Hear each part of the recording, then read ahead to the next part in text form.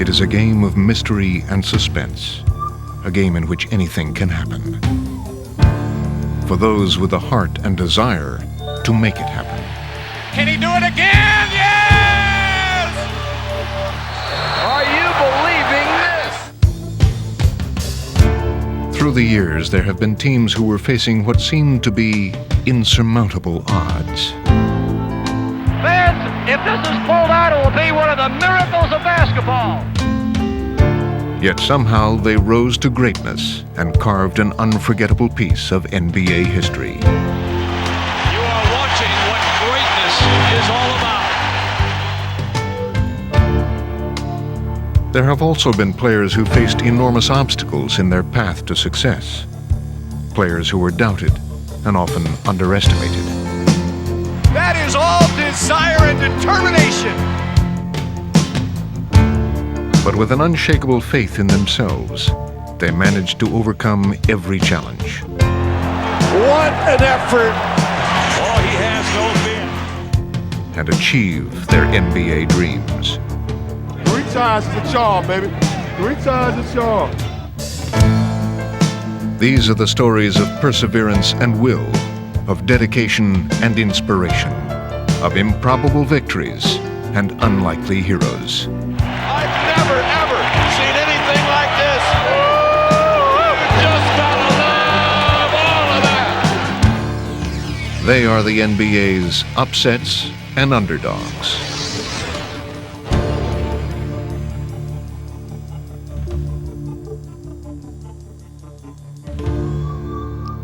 NBA history is filled with the stories of great teams and players who have lived up to some lofty expectations. But there have also been success stories that defied all expectations, and they're just as much a part of NBA lore. They're the teams and players who became some of the game's most inspiring heroes and left a legacy of upsets and underdogs. I happen to have some personal experience on this subject, having played for the 1977 Portland Trail Blazers. To some, we were huge underdogs in those NBA finals against Philadelphia. They had some of the league's top stars, players like Dr. J, George McGinnis, and Doug Collins. But we had Blazer Mania, and that year we managed to surprise just about everyone, except ourselves. The 1977 Philadelphia 76ers had one of the greatest collections of talent in NBA history. Leading this star-studded team was the legendary Dr. J. It wasn't Julius Erving, it was Dr. J, which meant when he got on the floor, on the court, he operated on guys. Without question, without any doubt, the absolute greatest forward that has ever put on a pair of basketball shoes. Not only did they get Dr. J, they also had George McGinnis, who was also a very free-flowing kind of player. They had Darryl Dawkins, Dr. Duncan. So the 76ers were really like this traveling circus. People used to get mad, and this is no lie. People used to get mad when they missed our layup line.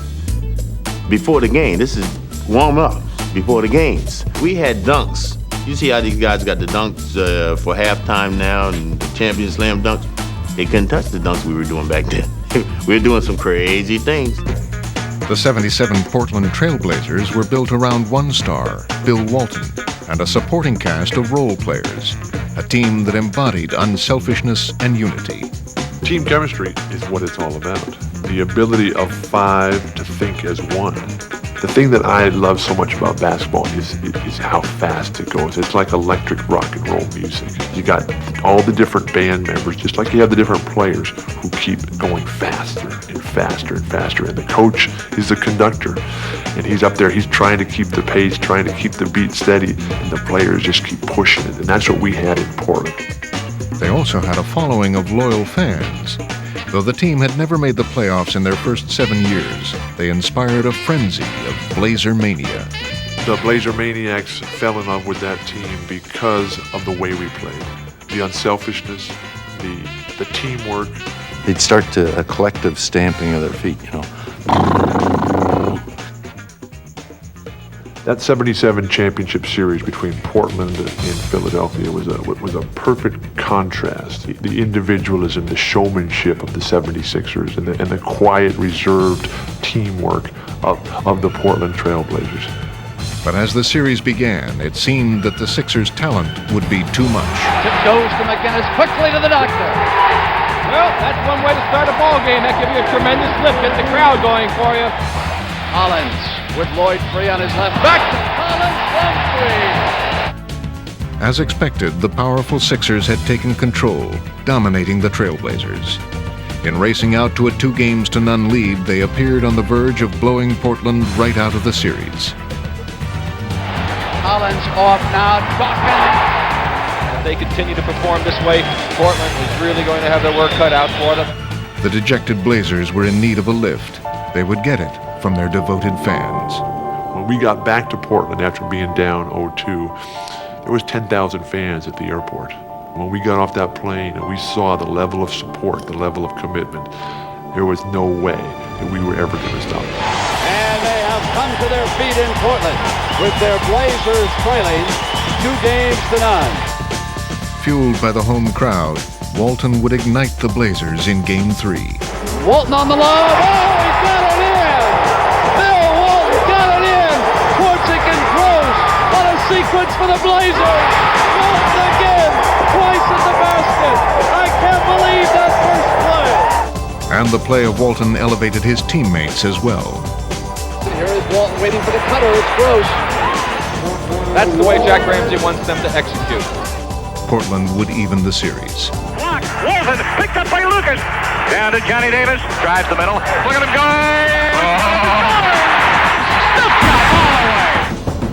go! Though the series had turned, the Sixers still had the home court advantage. Bill Walton always said, anybody can win at home. He said the real guys win on the road. The road is where you prove yourself as a basketball player. In Game 5, the Blazers would carry out Ramsey's game plan to perfection as they continued their stunning comeback by dismantling the Sixers on their home court. Davis will go to the hoop. I thought that they dissected us pretty good. They broke us down, they found out where our weak links was, and they continued to attack us. Gross comes top of the screen, and Walton rolled off the pick beautifully. That's just good, intelligent basketball right there. Returning to Portland, the Blazers had the championship within their grasp, and they weren't about to let it slip away. Quickly down the left side, and Hollins flies off to the right, into the ball movement. The Sixers still had the most spectacular highlights, but Portland's teamwork would make the difference. The performance of the Trailblazers in the final 4 games was probably the best team basketball that I had ever been around. Went to Gross on the pass, even though Irving was there, and Walton took it back with the jump ball. Late in Game 6, Blazer Mania was at fever pitch as one of the game's most dramatic upsets was now at hand. Here we go, the inbound of McGinnis. Drive, stop, pump, shoot, short, no good, and the game is over! The Portland Trailblazers have won the World Championship. I've never coached a better player, I've never coached a better competitor, and I've never coached a better person than Bill Walton.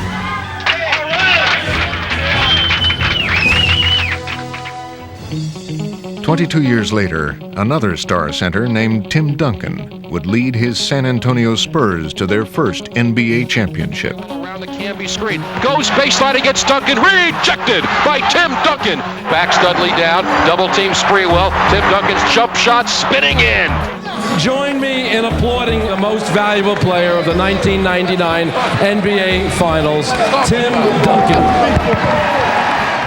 Duncan had become regarded as the game's best player, a most unlikely feat considering the way his journey began.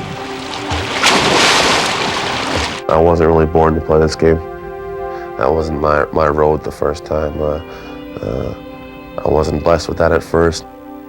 Growing up a world away from the NBA spotlight in St. Croix in the Virgin Islands, a young Tim Duncan dedicated himself to the sport of swimming. I used to swim anywhere from 5,000 meters to 8,000 meters a day, 6 days a week.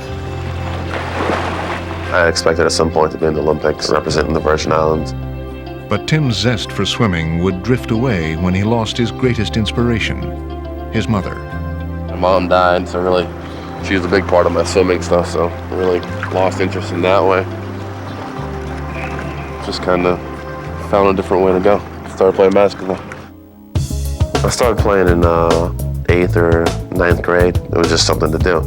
And then my brother-in-law came down and started really teaching me how to play. He took me down to some of the courts down there where I was an older branded competition. I was 14, 15, 16 playing against 25, 30-year-olds. Embracing his new sport with a passion, Tim soon advanced to the next stage, enrolling at Wake Forest University. Here's the entry to Duncan. He'll spin the little right-hand hook. Is good. Duncan hits. I'm a competitor. I wanted to go in there and mix it up with these guys and see how good I was. Duncan, clock at 1. He got it! Keeping a promise to his mother, Tim earned his degree while also being recognized as the nation's top player.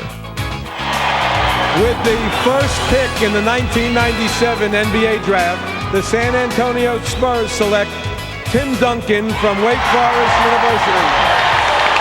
So big a day for me that I had to cry a short while ago when I thought of his mother. But it brought back a lot of memory and good thoughts of what it would have been if she had been here. Now competing at basketball's highest level, Tim would continue to blossom as he teamed up with one of the game's all-time greats.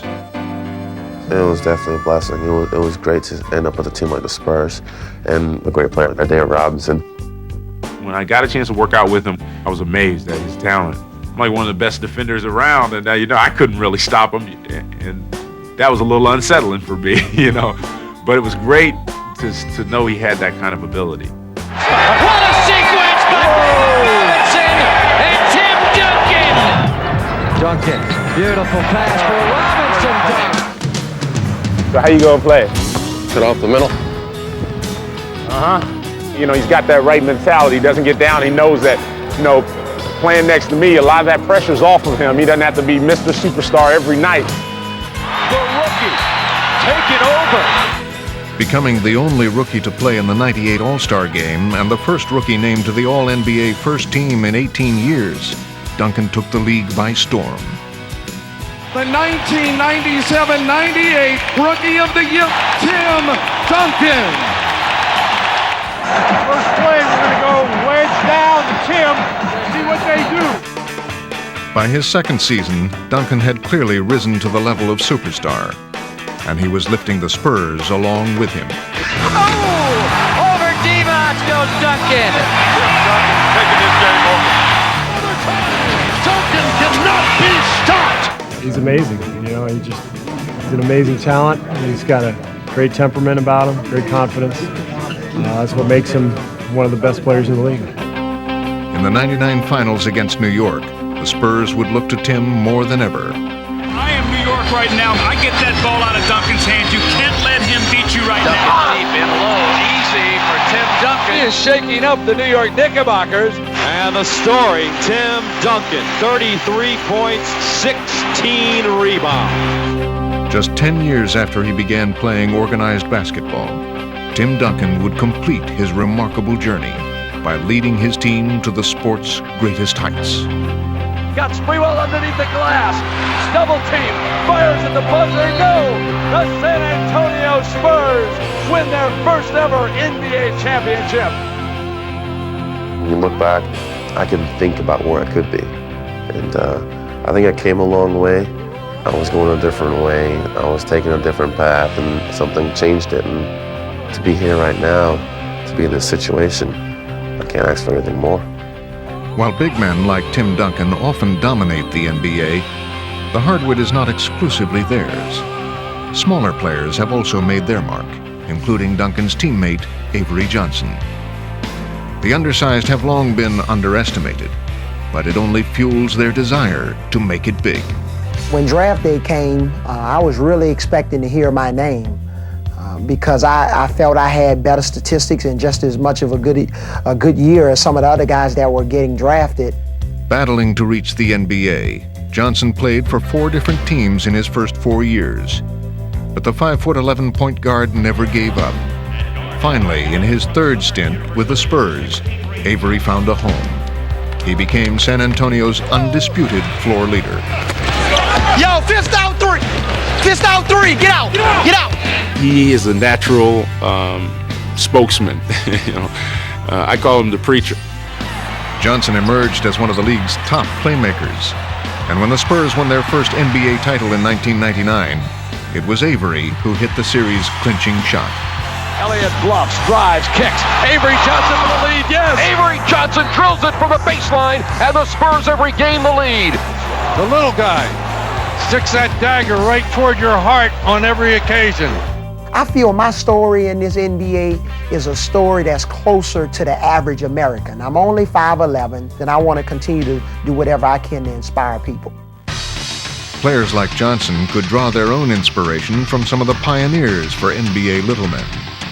One of them was 5'9" Calvin Murphy. Despite a stellar college career, Murphy wasn't selected until late in the second round of the 1970 NBA draft. I had a lot of determination because of the fact that people didn't believe in me, and people had the nerve, the audacity not to believe that I was going to be a star, made me want to, of course, show the quote experts wrong. And Calvin would proceed to do just that. During his 13 seasons with the Houston Rockets, he became one of the most explosive and fearless players in the league. What a shot by the smallest man on the court! Defying the long odds against shorter players, Murphy averaged over 20 points on 3 separate occasions, became an NBA All-Star, and also secured a place in history. I definitely consider myself a pioneer for the average-sized basketball player.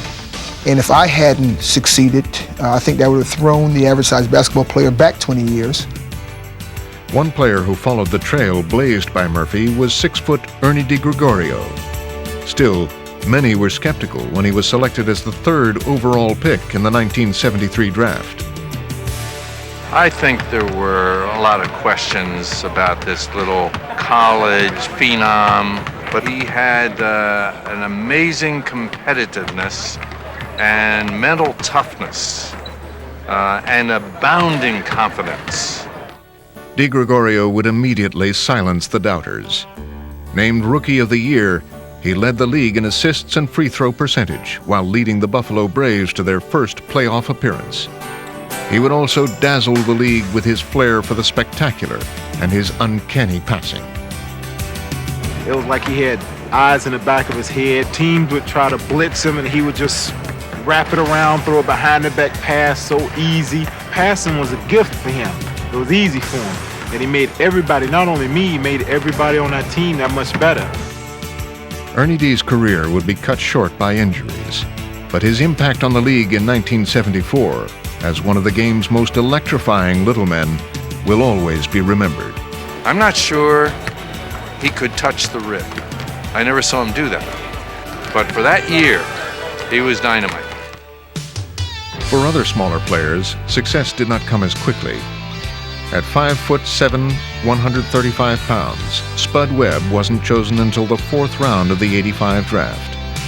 And when he was released by the Detroit Pistons before training camp, Webb felt the impact of his underdog status. I just didn't get the opportunity, to show my skills or go out and prove myself that I could play in the NBA. Rather than accept defeat, Spud persevered. Just 2 days after being cut, he signed with the Atlanta Hawks and quickly showed that whatever he lacked in stature, he more than made up for with desire. Oh, what a shot by Webb! Well, he's a tough little customer. Webb's crowning moment came in the 1986 Slam Dunk Championship when he stunned everyone by advancing to the finals.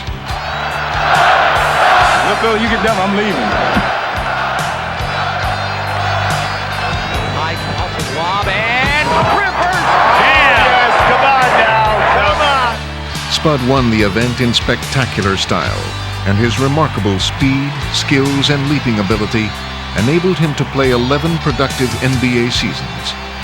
But perhaps his greatest legacy was proving that the ultimate underdog could still come out on top. I think it changed the way we look at smaller guys when that year I came out and won the dunk contest and then in the actual was playing in a part of a winning team. Webb's heroics helped set the stage for Muggsy Bogues. Standing just 5'3", Muggsy would become the shortest player in NBA history. But as he joined the Washington Bullets, who also featured the league's tallest player, It seemed Bogues would be more of an oddity than a legitimate point guard. When I first got drafted, I thought, they was really committed to me. But as the season went along, I just saw it as a novelty act, just something to sell tickets. After a frustrating rookie season in Washington, Bogues was chosen by the Charlotte Hornets in the 1988 expansion draft. Now he would have the chance to prove that he belonged in the NBA. Bogues at the top, penetrates, goes in for the layup. It is good! Is he exciting? Playing for a decade in Charlotte, Muggsy became the team's all-time leader in assists and steals. Along the way, he would earn the admiration of fans and players alike. He's been told all his life that he's not going to make it, find something else, but he's determined. He's a tremendous heart. He has to be 5'3" and play in the league and do as well as he does. Bogues would continue to be a solid point guard and fan favorite during his next two stops with the Golden State Warriors and the Toronto Raptors. He would once again prove that size is no object. I really never thought about my height. Other people see me as 5'3". I just see myself as a person and not really any height. I just play my game and just play the best way I know how.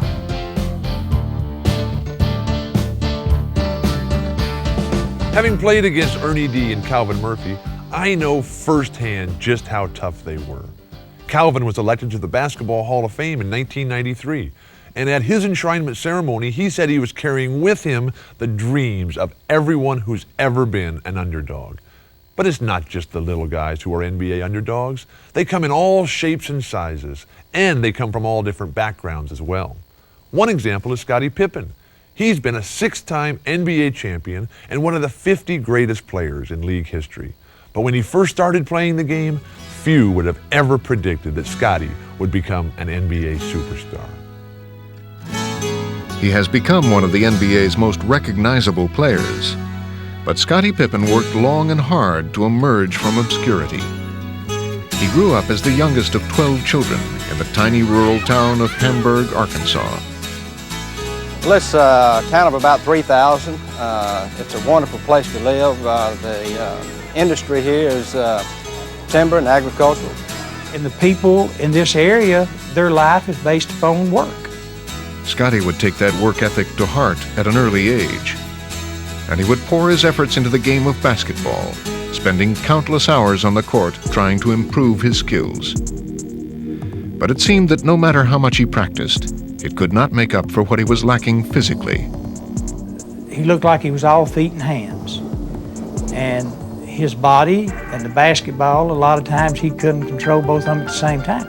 Nobody wanted Scottie. That's the point people don't really understand. He was a good athlete, but he wasn't quick, he wasn't real flashy, and his frame was real skinny. It was a challenge for me, growing up as a kid and just playing the game and seeing guys that you idolize in the game and trying to emulate what they're doing as players, and just worked hard at it. No college offered Pippen a scholarship. The best he could do was a work-study job at Central Arkansas as equipment manager for the basketball team.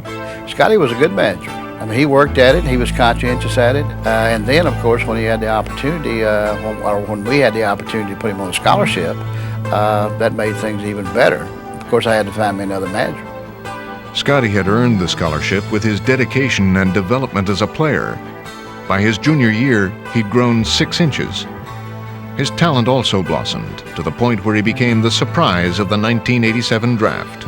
The Seattle Supersonics select Scott Pippen of Central Arkansas. That's right, folks. You probably have never heard of Scottie Pippen. I was surprised and happy. My husband was living, and he and I watched the draft on TV, and so he and I both just shedded tears of happiness. Traded on draft day to the Chicago Bulls, Pippen was thrilled to have reached the NBA. But he struggled as a rookie, and some even questioned his toughness. He's a rookie here. We got to interview by you today. He get treatment like this. Even as the Bulls began to emerge as contenders, Scottie found himself overshadowed and often criticized. You know, they would say, well, the Bulls lost tonight, it wasn't because Michael played bad, it was because Scotty didn't play up to his end, you know. I ran into a lot of difficulties early on in my career. Somebody had to take the heat, and it just so happened to fall on me. But no matter how he was viewed by the outside world, the people back in Hamburg never lost faith in him. One of the good things about being from a small town in Arkansas, you got people that still believe in you. They don't give up on you real fast. And Pippen would not let his supporters down. Working harder than ever, he would earn recognition as one of the game's top players and help lead Chicago to 6 championships. Skip the cross, Pippen the steal! Scotty saves it to Tony! He runs again! After the 1998 season, the Bulls dynasty was dismantled, and Pippen embarked on a new challenge as he joined the Houston Rockets.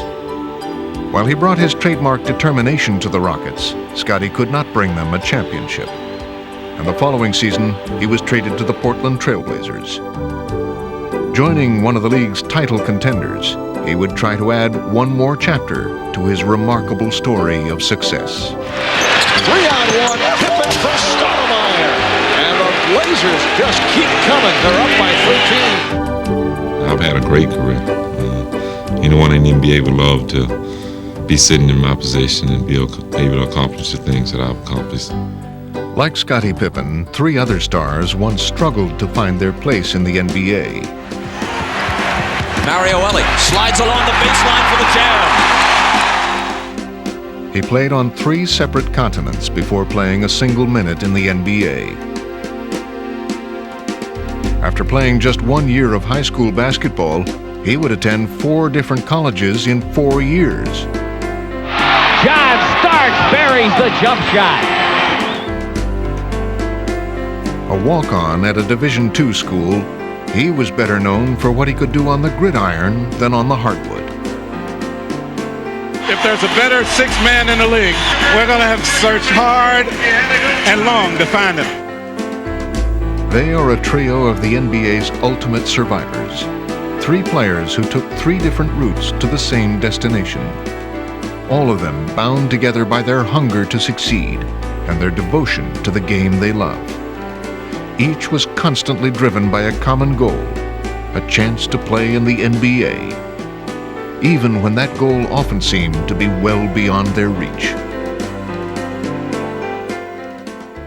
Journeyman, a CBA'er, I'm probably still the lowest draft pick in the NBA right now. By the time he joined the Golden State Warriors, Mario Elie had spent the 5 years after college playing in 4 countries and 7 professional leagues. I always believed, guys would laugh at me, when I'm in the park, when I was young, when it was snowing outside, tied my dog to the fence, had my gloves, shooting baskets, and I said, what's this guy doing out here? This guy ain't gonna never make it. And now I'm the talk of my neighborhood.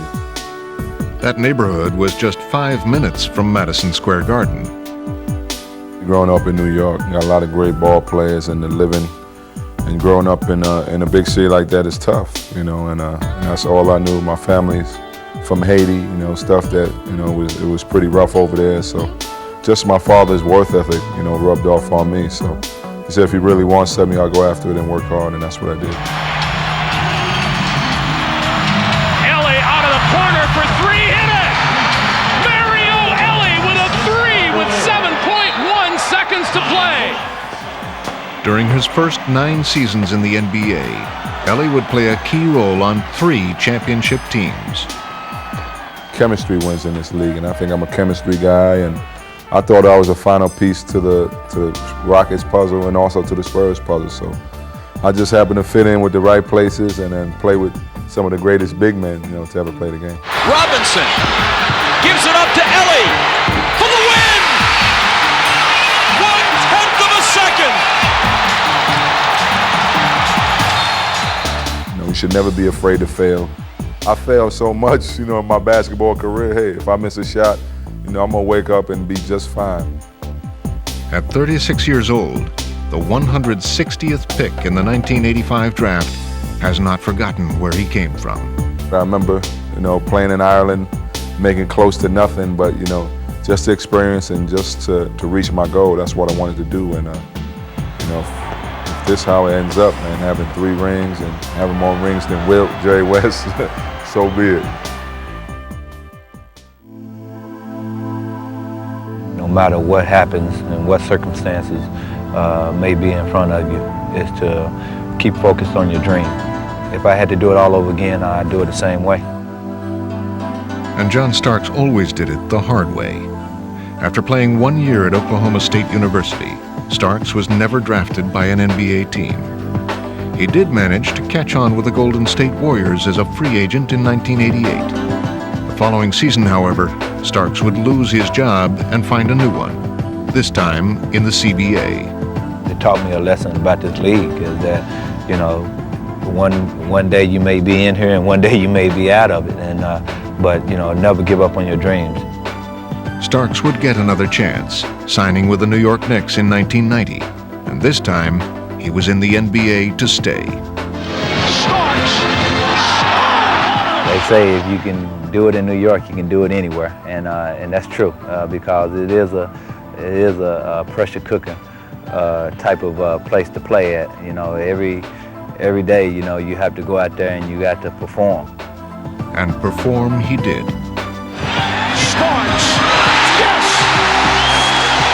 What a move by Starks, who was able to sky to the basket.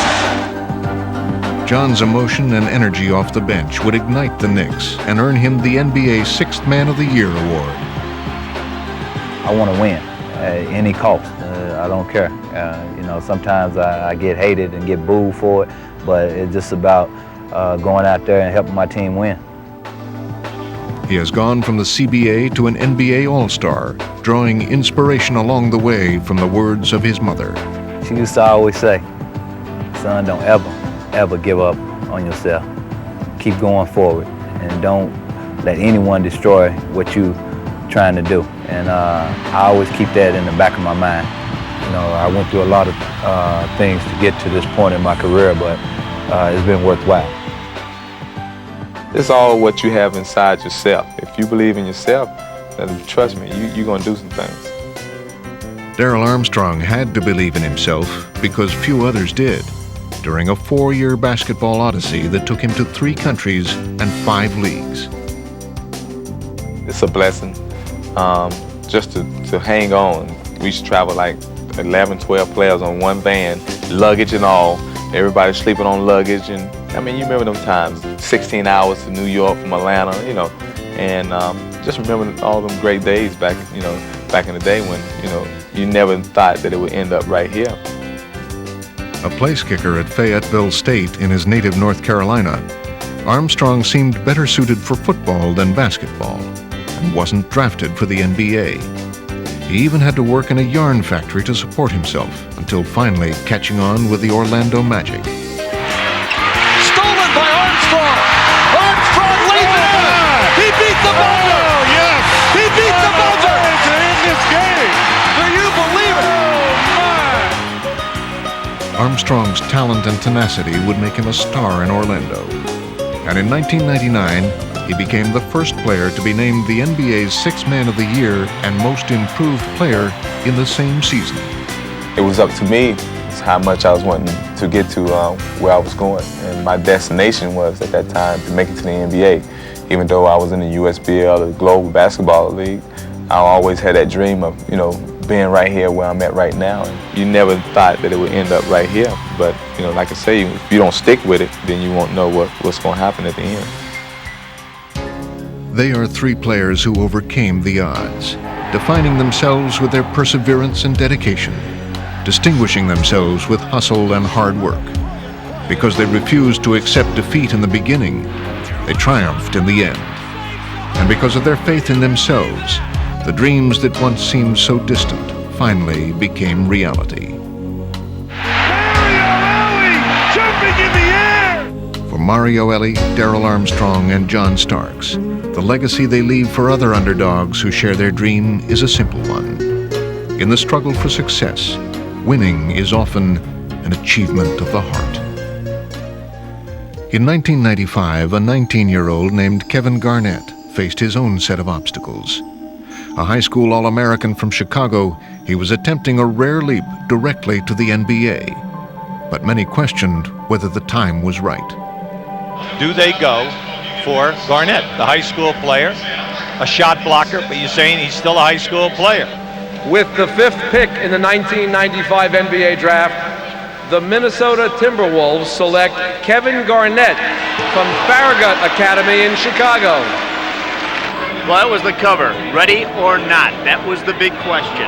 Why do you think you are ready for the big transition, the step from high school to the NBA? The doubts would continue to follow Garnett as he tried to do what had not been done in 2 decades.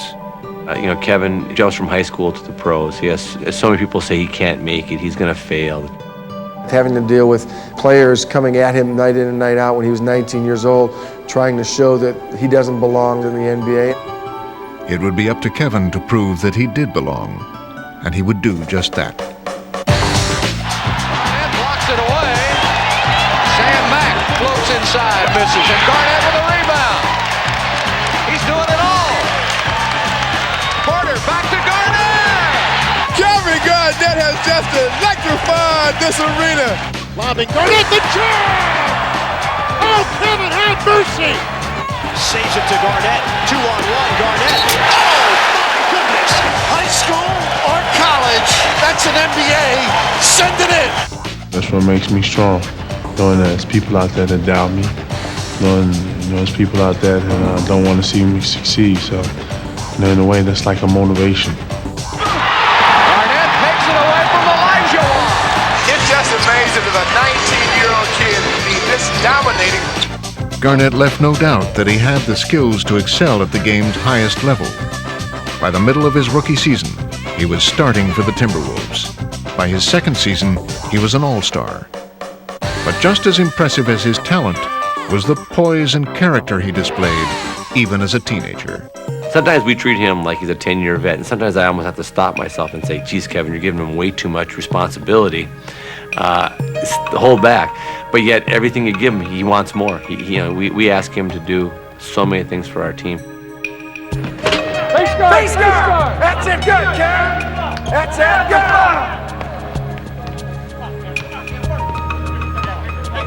That's it. Good, KJ. That's it. Working. That's it. Good. That's it. Good, KJ. In 1997, at age 21, Garnett led Minnesota to their first ever playoff appearance.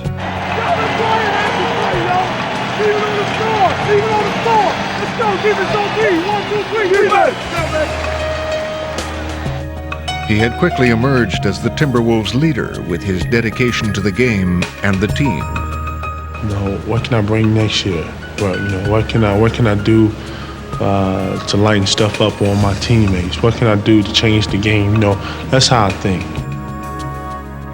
In KG, you have a player that has an extreme amount of ability, but is the prototype team player in that he will do all the little things that are necessary in order for you to be successful. This is Kevin Garnett's basketball game. But while he played with the maturity of a seasoned veteran, Kevin had lost none of his youthful enthusiasm. I've always understood when it was time to be serious, but at the same time, when it wasn't, I was me.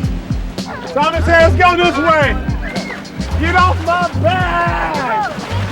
Get off me. His charismatic personality and zest for life have helped make him one of the game's most popular players. Thomas Harris, splash him. But it's his passion for the game that has taken him from underdog to superstar. It's times that you play around and you joke around, but when it's time to get serious, I have a serious mode. 19 seconds. Brandon or Garnett. Here it comes again, spinning around Camby. Oh, it's over. Kevin Garnett. When you're talking about being at your best, in the best of times, Kevin Garnett has brought his best in the fourth quarter for the Minnesota Timberwolves. Is there another level to which Kevin Garnett can climb? Kevin Garnett faced a lot of skepticism when he was first drafted into the NBA. People just couldn't believe that some kid fresh out of high school could instantly become a star in the pros. But Garnett had at least one example to follow, because 20 years earlier, a guy I played against, Moses Malone, had done the exact same thing. Kevin also had the confidence to know that he could get it done. That's something every underdog has to have, no matter how difficult a challenge they face. And few teams have ever faced longer odds than the 1994 Denver Nuggets. They barely made the playoffs, and they were expected to get blown away by the powerful Seattle Sonics. But as history has shown, things don't always go as expected in the NBA. Entering the '94 playoffs, Seattle had every reason to think they would easily dispatch Denver. Sonics 63-19 during the year. The best overall record in the league, the best home record, the best road record. Anytime you win 63 wins, you expect to win the championship.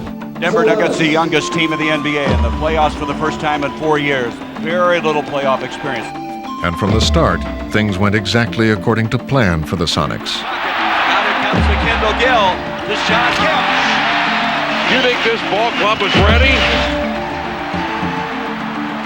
The Seattle team is dominating in every phase of this game.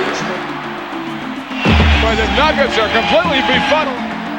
Denver was living down to all expectations. Everyone in the country just knew Seattle was going to blow us out 3 games, 3 up, 3 down. We'd be out of the playoffs. We shouldn't have been there anyway. The series was playing out just as predicted, as the Sonics completely overwhelmed the Nuggets, jumping out to a 2-0 lead. All that was left was the final victory, which now seemed inevitable. I heard in the background, sweep, sweep, sweep. Did you hear that? Oh yeah, we can go to Denver and sweep and get some rest. I think it'd be good for us. But rest was the last thing the Sonics would get when the series moved to Denver.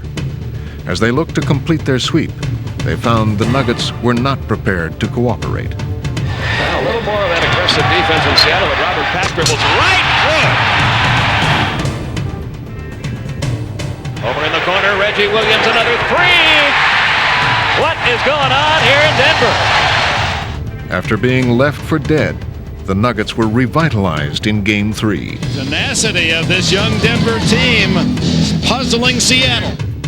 When we won that third game, I think it gave our team a lift and kind of got their attention. They carried their newfound confidence into Game 4, frustrating the Sonics at every turn. Kemp and Mutombo comes over to swat it away. Kendall Gill, Mutombo again. The complexion of this series has turned around. And Denver's unlikely resurgence would include a final exclamation point that evened the series. Ellis buries the ball and buries the Sonics. The darlings of Denver, the Nuggets, walk off the floor, stretching the series to 5. The Nuggets still faced the daunting task of beating the Sonics on their home court, but they had planted the seeds of doubt in Seattle's mind. Denver, the 8th seed, the long shot, the youngest team in the NBA, trying to pull an incredible upset in Game 5. Just as they had done in the first 2 games, Seattle raced to a quick lead, looking to deliver an early knockout. Gill! But the young Nuggets had grown up quickly and would rise to the challenge. The Sonics sensing a little tension in this game themselves, and they're concerned. Mutombo is not letting them get inside. The block by Mutombo is 5th of the game. Kemp gets it anyway. Back and forth we go. This is like a heavyweight championship fight. As the game entered its final moments, Denver was clinging to a 2-point lead. But this time, it was the Sonics who would answer the call. Desperation time for Seattle. Short. Kendall Gill knocks it home with a half-second remaining.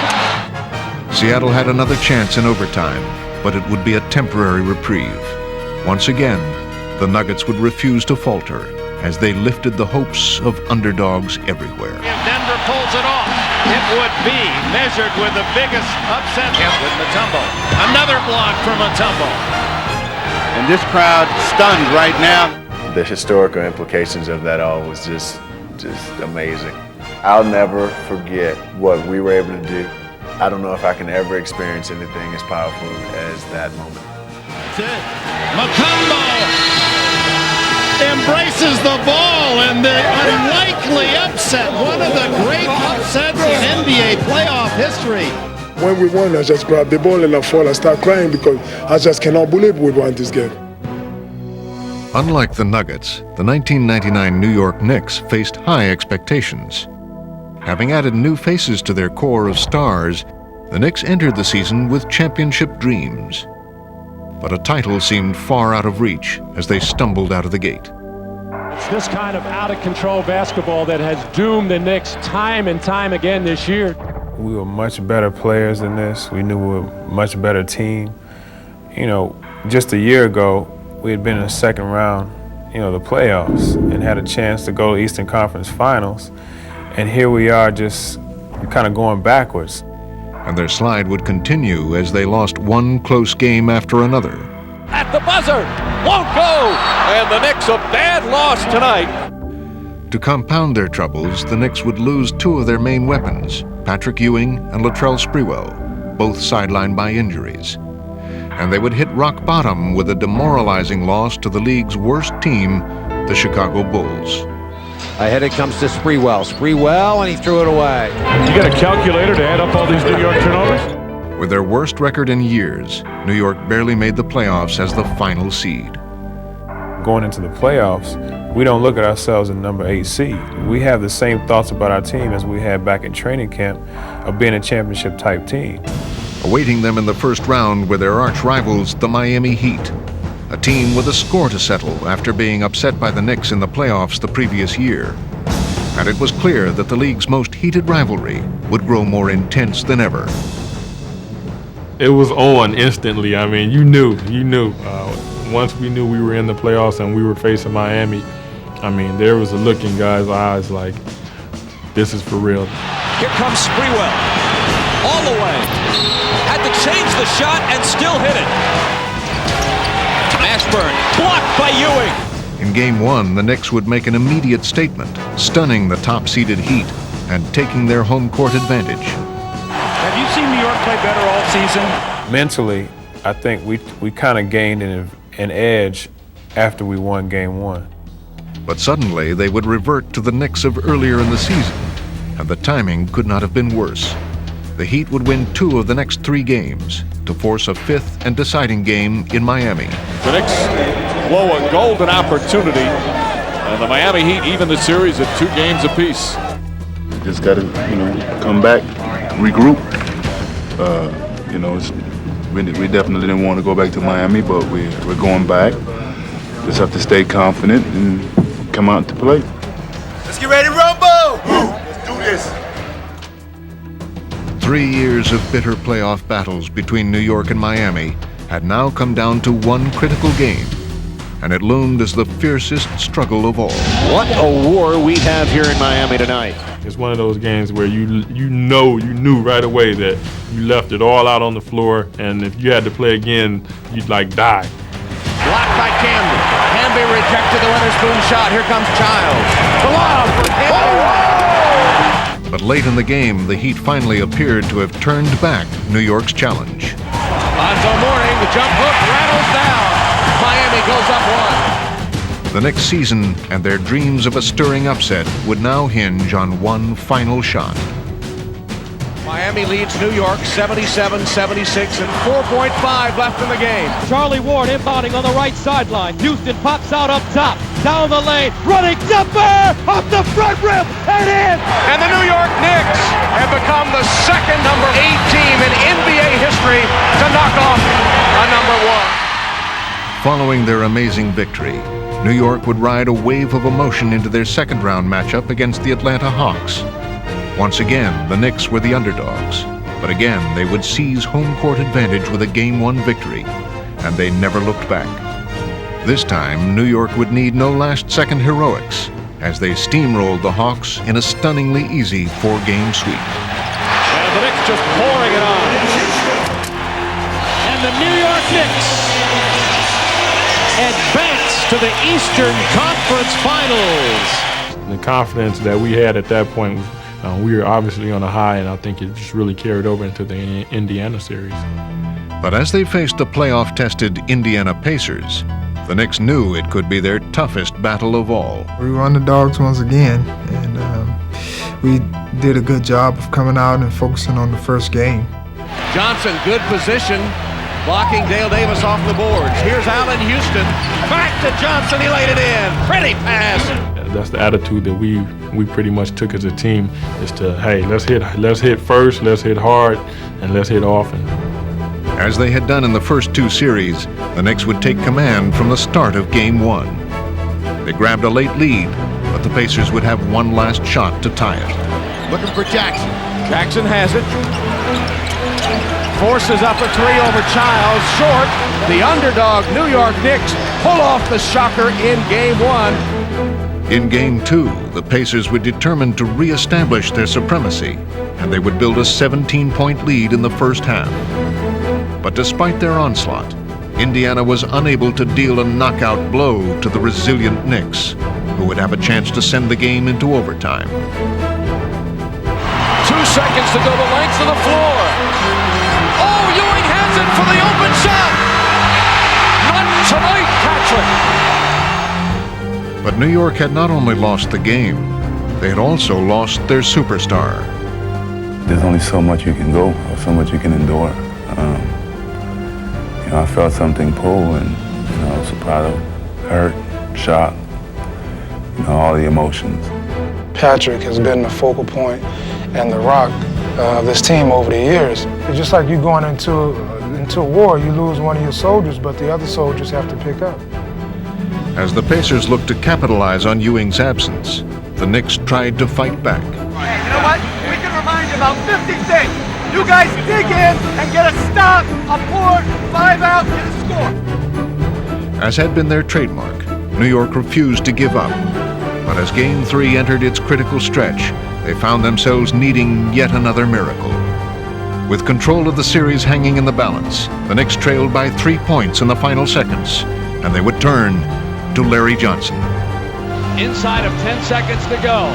Antonio is there. Johnson fires, fouled, hit it! Oh, he hit it! He hit it! He was fouled and he hit it! Larry Johnson rose up and he was fouled on the shot. He tied it at 91. It's unbelievable. And the Knicks have defeated the Pacers. Johnson's miraculous play would propel the Knicks to victory and catapult them to even greater heights. In Game 5, they would once again stun the Pacers on their home court to take a 3-2 lead, and they carried their momentum back to Madison Square Garden for Game 6. As they convincingly finished off the Pacers, New York had staged yet another memorable upset, and their improbable playoff saga would continue. And NBA history has just been made. The New York Knicks are the first 8th seed to ever make the NBA Finals. And though they would lose in the finals, the Knicks had won a lasting place in history. In the end, the Spurs were just too much for the Knicks in the finals, but New York still had one of the most remarkable runs in NBA playoff history. They proved that when you have an entire team pulling together as one, you can overcome literally any obstacle. And the Knicks followed in the footsteps of all the other great underdogs, who each had one thing in common. They believed in themselves when no one else did. In defying all the doubters, these teams and players have provided some of the NBA's most improbable and inspirational moments. And they've given the league a rich tradition of upsets and underdogs.